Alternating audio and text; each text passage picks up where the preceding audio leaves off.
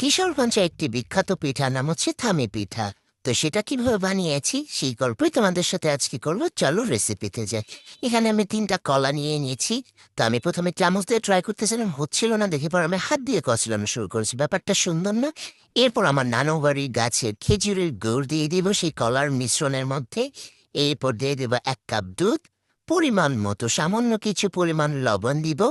এরপর main ingredients হচ্ছে এখানে সুজি। সুজি এখানে মাস্ট বি দিতে হবে, নাইলে হবে না। এরপর বেকিং পাউডার দিব, তারপর ডিম দিয়ে দিব 2টা, দিয়ে এটাকে খুব ভালো মতো আবার মিশাবো। মিশানোর পর একটা পাতিলের মধ্যে পাতলা কাপড় দিয়ে মিশ্রণটাকে ঢেলে দিব।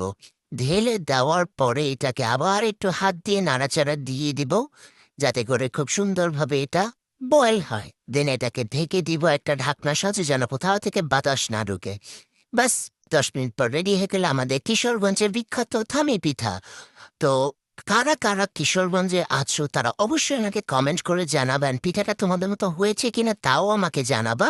এটা এত বেশি সফট অ্যান্ড এত মজা হয়েছিল কি বলবো। এটার মূল ইনগ্রিডিয়েন্টস হচ্ছে কলা আর সুজি অ্যান্ড ডিম দিয়ে তৈরি করে। সো এই তো আমার পিঠা ready. Thank you for watching my video. Tata.